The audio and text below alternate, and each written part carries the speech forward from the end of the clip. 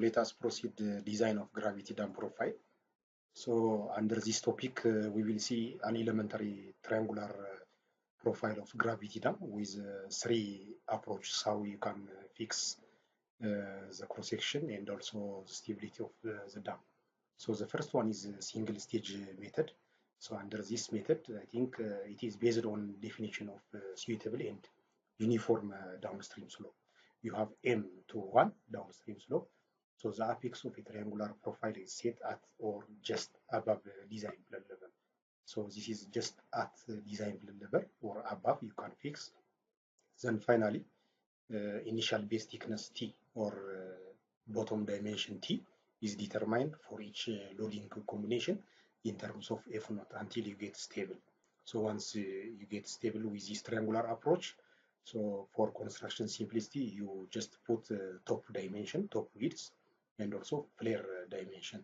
So for no tension crack at the upstream vertical face at this space, this equation must be satisfied, which is tan phi d is equal to square root of 1 over gamma c over gamma w minus mu, where nu is 1. So you can take this one. So the critical value of T is then checked for sliding stability and modified if necessary. You can modify if necessary before checking the heel and the toe stress at the base level. So you can check just once you have critical value of T. Then if not, you can modify dimension just by addition of flare dimension.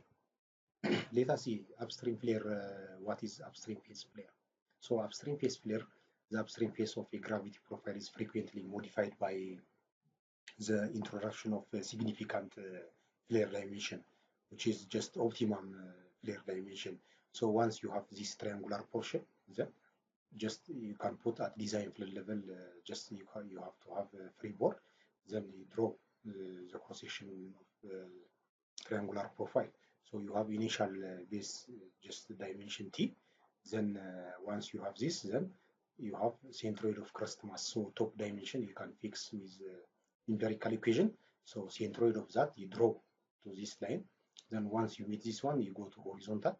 Then just by changing the flare dimension, optimum dimension, flare dimension, by changing this flare dimension, you can fix the cross section, final cross section of gravity dam.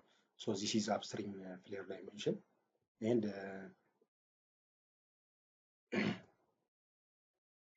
yeah, base width design for gravity dam for reservoir full condition for no tension crack to be developed in the body of the dam. You can use this equation, which is B equal to H over square root of SC minus C. SC is the specific gravity of concrete, and C is constant. We will see depending upon uplift pressure. So in order that the dam is to be safe against sliding, the following equation also must be satisfied, which is B must be more than or equal to H over mu. This is coefficient of sliding 0.75 times SC minus C. So this is just a triangular profile. So you can fix bottom dimension. So once you fix this bottom dimension, then you can proceed flare dimension, top crust, and freeboard, etc. So according to SBR, where C under these equations constant. 1 if there is uplift, otherwise 0 if there is no any uplift pressure. So why and how this equation? Both equations you can prove it starting from stress. Okay, so the multi-stage approach, this is the third approach. It defines a profile where the slopes are altered at suitable intervals. Slopes may be changed from one depth to the other depths. So this is phi d. So you can see now slopes are altered, just changing, increasing to the bottom. So this is just a stage 1. You check this one above this level. If it is stable, then you proceed stage 2 above this section up to the top level.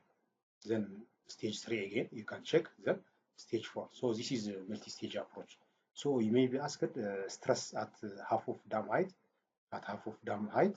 and 1/3 or 2/3 of the base dimension. So using a multi-stage approach, you just check, you can calculate. Okay, so the other topic is stabilizing and heightening. So how do you stabilize? How do you make your dam structure stable? So the following are just remedial action to improve the stability of the dam. So the first one is pre-stressing or anchorage formation. It provides an additional vertical load with a resultant line of action close to the upstream face. So this is just pre-stressing, just anchor. You just anchor along the crest of the dam at some distance or at some spacing, then you can have additional vertical load. So overturning design pre-stress required, you can use this equation, which is PP naught F naught times sigma m negative minus sigma m positive. Just take the magnitude, then divide by moment arm of PPS Y2. So Y2 is moment arm of PPS. So this is just moment arm. From the top of the dam, you have Y2. So this is PD. So sometimes F inclined anchorage may be taken. So please just see this one. So for sliding also, just design sliding, just PPS shear friction times sigma h minus cohesion times area of the base over tan phi minus sigma v. So this is just overturning and sliding. Pre-stress required for the dam to be stable. So the pre-stressing tendons are typically located at 3 to 7 meter center to center along the crest of the dam. So along the crest of the dam, you just drill holes, then you can anchor it. Let us see. So shear friction, you can use this equation, just shear friction until you get stable. It should be more than or equal to 3 using the PPS. So this is PPS is additional vertical load. So you can see now anchorage, just this is drilled hole, just pressurizing drilled holes, then should be anchored to the competent rock foundation, to the stratum. So this is very important. So pre-stressing tendons in drilled holes. So you drill holes, then you are just adding additional vertical load, which is resistance force. Resisting force rather than sliding or overturning, you are protecting the dam structure to make stable. So this is just additional heightening. So anchorage in new concrete crust. So once you have old concrete and newly added concrete, then you have to connect with anchorage. So new design floor level will be at this point, and this is previous normal pool level. So all the concrete must be cut down as necessary to ensure bondage, monolithic bond with a new concrete crust. So application of pre-stressing for dam heightening. So dam heightening can be done using pre-stressing. Okay, so the pre-stress load required for each PT is an appropriate multiple of PPS. So you can find number of PPS along the crest of the spillway. You have spacing, then how many number of PPS, then you have to multiply by number of PPS. So pre-stressing just also useful for heightening of the dam, as we have seen in the above slide. And the second one is downstream shoulder. This is contribution by weight of the fill. So you have selected fill material on downstream face of the dam. So you are just protecting against sliding or overturning. So this is selected fill material. So weight of the fill, gamma fill times area. And the PDS is just weight of the fill. PDS is just downstream pressure or resistance against sliding. Rest pressure coefficient K naught gamma fill times ZAB times Z. ZAB, this one times AB times Z, total Z. So this is important. PDS you can find in kilonewton per meter. So this is additional force, resisting force. Okay, so where ZAB and Z as shown in the figure above, and gamma F is unit weight of the fill material, and K naught is the rest pressure coefficient. Rest pressure coefficient with respect to the fill material, and PDS acts at ZAB over 3, which is 1/3 of ZAB above the base plane. So illustrative values of K naught, shoulder fill you have compacted rock fill, you may have compacted sand, compacted clay, and also sometimes heavy compacted clay. So with that respect, you have the values of pressure, rest pressure coefficient. So I think these are remedial actions to make the dam structure stable. And the third one is, I think, you can have optimum flare dimension. So optimum flare dimension, if you increase, then the dam will be stable. And the last one is inclination. Make the foundation with a small angle alpha inclined, so that you can make the dam stable. Okay. Okay, so these are just example 2.1. You can try this example. Just you have elevation, crust elevation, normal pool level, and also river bed level. So you can subtract so that you can get reward and also water depths, etc. Then divide into regular polygons for calculation purpose. And finally, just find the maximum vertical stress at the toe and the heel of the dam, measure principal stress, and also the intensity of shear stress. Okay, the second one is just seismic. You have alpha, alpha, just horizontal and vertical alpha h times g. These are acceleration, horizontal acceleration and vertical acceleration. Then please draw the free body diagram with this respect in addition to normal load combination. Then you don't have unusual actually, no sediment and no wave pressure.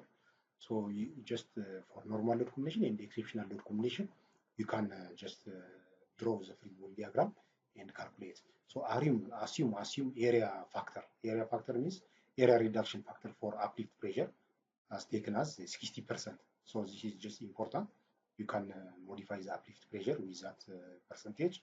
So the stability analysis should be carried out for both reservoir, empty and full condition. Okay. Okay. So this is just just you can see gravity dam sample Grand Ethiopian Renaissance Dam, Dase hydropower gravity dam.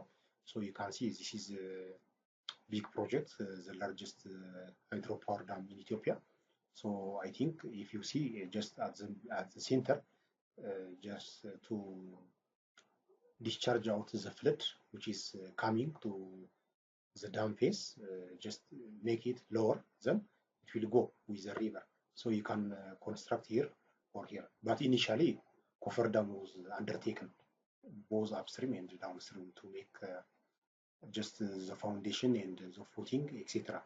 To just construct up to some level. So this is a picture for the hydropower dam, which is gravity dam. You can see just downstream face. It is just in staggered, in stepped manner, so that it can be stable. Okay, the next topic is arch dams. So arch dams, I think you can see the arc, just concave and convex part. So arch dams are those dams which has a solid wall curved in plan and standing across the entire width of the river valley in a single span. So in a single span you can see. So this is front face, which is upstream face of the arch dam, and this is downstream face. So you can see construction is undertaking just block by block.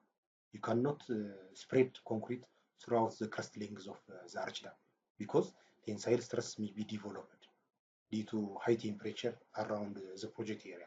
So just block by block, you have fixed, just formwork, then fill, then compact by vibrator, then once dry, then unplug the formwork, then you proceed like that. So the lower one may be useful sometimes if flood may come, then just it may overtop. So rather than just taking away machineries and other sophisticated equipments, then it may go through this. It may discharge out through the lower one. Let us see. So this is just during construction, Takaza hydropower project. So you have lower one, flood may come, then it may just discharge out. So this is, you see at higher elevation again, at 70 meter. So this is also just flood may just overtop. So during construction, if you make block by block, so you're just formwork and other machines may be safe rather than going out. So this is just during construction block by block. So you can see the competent rock foundation, sound abutment, and also narrow steep-sided gorges. So this is completed arch dam. After completion, it looks like this arcing. So this is highway at the top. You can make highway. So this is intake structure. So this is headrest tunnel. It will go to headrest tunnel. Then to powerhouse for power generation. Okay, so depending upon the shape consideration, simple arch dams can be divided as depending upon the shape, constant radius arch dams, constant angle arch dams, and also cupola arch dams. So this is depending upon the shape, constant radius arch dam throughout from the bottom up to the top, constant radius or constant angle or cupola arch dams. So I think you may have a cantilever projection also, just crown cantilever projection of an arch dam. It could be single curvature or double curvature. Single curvature would mean horizontally it may be curved or vertically in a single span. But double curvature means both vertically and horizontally curved, just curved in plan. So what are the valleys suited for arch dams? So those valleys with narrow gorges, and top width to dam height ratio must be less than 5. So if it is less than 5, it may be feasible. So this is just to show you top dimension crust length to h must be less than or equal to 5. Or the second equation, according to Sarkaria, canyon shape factor, which is with respect to the shape of the valley. So you have inclination just psi 1 and psi 2. These are inclination with the valley abutments. So this value must be between 2 and 5. Between 2 and 5. So that it could be feasible. So let us see now with respect to the shape. Constant radius arch dams, just the simplest geometry. Constant radius. Upstream face of the dam is of constant radius. Upstream face of the dam of constant radius with uniform radial downstream slope. Uniform radial downstream slope. So it is apparent that central angle 2 theta reaches a maximum at crest level. So theta will be maximum at crest level, but the radius constant, keep constant from top to bottom. So the most economic angle for a constant angle arch dam is maintained when 2 theta is just 130 degree, 34 minutes and 00 second for most economic cross section. Minimum volume of concrete to attain this value. We will prove it. So this is just a plan view. So let us see.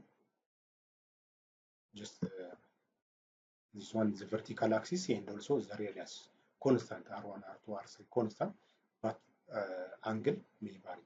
So central angle at the top maximum at the top at crest level.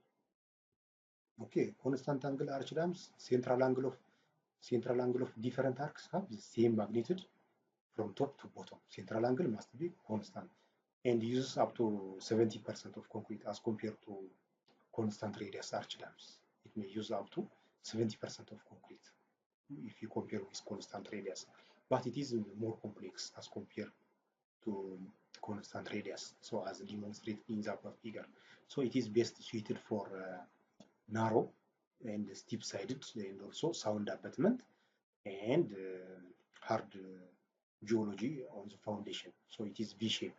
So this is constant angle arch dam. So you can see just this is crown cantilever section. So this is vertically curved. So horizontally, if it is curved, double curvature. So it could be single curvature or double curvature arch dams. Okay, the third one is cupola arch dams. Has a particularly complex geometry and profile with constantly varying horizontal and vertical radius to either face. So I think this is more complex. Construction also very difficult. It is not most common. So most of the time either constant angle or constant radius arch dams are just under construction in every place. Okay, design of arch dams. Now let us see. Thin cylinder theory, thick cylinder theory, and elastic theory. So these are the design of arch dams. So loads on arch dams are essentially the same as loads on gravity dams. No difference at all. But uplift forces are less important. No uplift forces. If no cracking occurs, the uplift can be neglected in the design. So the most problems in arch dams, internal stresses caused by temperature change, ice pressure, and yielding of abutment are very important. So you should focus on this aspect, especially internal stress in dam concrete. So that's why cooling operation, pre-cooling and post-cooling may be undertaking during construction. Just during construction, cooling procedure is undertaken just to protect internal stress or cracking effect in arch dam. So thin cylinder theory. Now let us see. Just the theory assumes to be just assumes the arc to be simply supported at the abutment, and the stress are approximately the same as the thin cylinder of equal outside radius. So you have annular space. So let us see. So you will get this equation. I think this is thickness T, this one. So to compute thickness, you will use this equation. How do you get? So as a hint, just you have this equation. Just you have thrust force, resisting force. So you have hydrostatic pressure. So this hydrostatic pressure will be distributed to the abutment, to right and left abutment. Then F will be resisted. So the abutment will be resisted. So if you just compose these forces, so 2F sine theta, theta here you have, so 2F sine theta equal to 2 times Ru, which is upper or outer radius, extra radius, sine theta, gamma W times H. So this is hydrostatic pressure, this is thrust force on the abutment. So once you have this, then you can get force. Force is equal to gamma W H times Ru. Then transverse unit stress means force over area. So area is T times 1, just T times 1 unit. So you can just, since extra radius or upper radius is central radius plus half of T. Just if you have center line here, half of T. So just you can calculate. So just instead of Ru, if you substitute Ri plus T here, you can get this equation. So stress, this is allowable stress in concrete. So the most economical angle of arch dam with minimum volume is 133 degrees 34 minutes and 00 second. So you can see this one, just unit arc ring of arch dam. Let us see. So if you have T, then 1 unit, so area times R times 2 theta. This is just arc length. So volume means area times length. So arc length is R2 theta, just radian measure. So you can calculate now. Just in the above equation, if you substitute, then let us make K gamma WH over sigma K. So K means this one. So volume means K R square theta. Then finally, in place of theta, if you substitute then dV by d theta, you will get most economic angle, which is 2 theta or 2 alpha, must be 133 degree 34 minutes in 00 second to get what minimum volume of concrete. And the second one is thick cylinder theory, just improvement over thin cylinder theory. So you have extra radius here, then this is central radius, this is internal radius. So if you just subtract, then Ru minus Rd will be the thickness. So Ru minus Rd. Rd is this one, Ri, or intra-radius radius. So you can use this equation to compute stress induced in this arch dam using thick cylinder theory. So ring stress is maximum at downstream phase. So once you have this, just at uniform elevation, at any elevation, T must be constant, then you can have hoop stress maximum using this equation. Just for design purpose, make it R is equal to RD. Central radius equal to intra-radius radius, then just assume this one, then finally you can find. So once you calculate sigma, then TR, just the ring thickness, you can calculate using this equation for analyze. So this is thick cylinder theory. So please, as a reading assignment on elastic theory, please just refer Novak, so that you can get examples again. Okay, so this is an example. Draw the profile of arch dam using thin cylinder theory. Assume sustained angle 90 degree.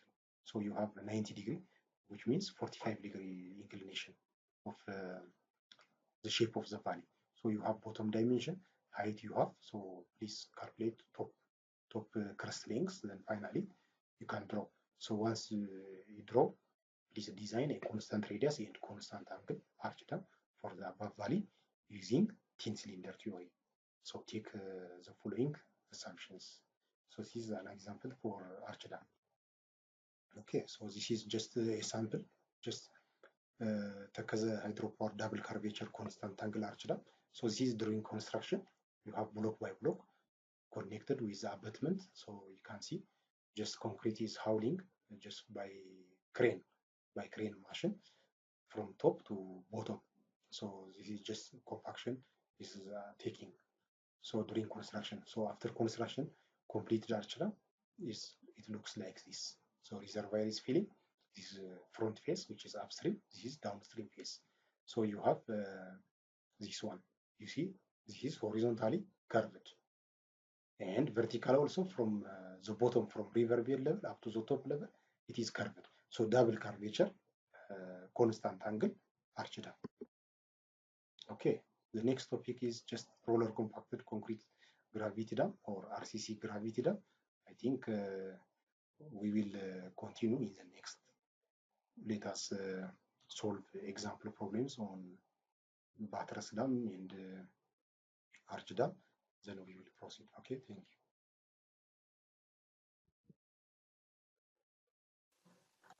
you. And thanks for watching this video. So this is all about today's lecture. Hopefully you liked the video. If you have any comment or question regarding this topic, please write down in the comment section below. I will reply on it. Please like, share and subscribe this video to get more precise lectures. Thanks.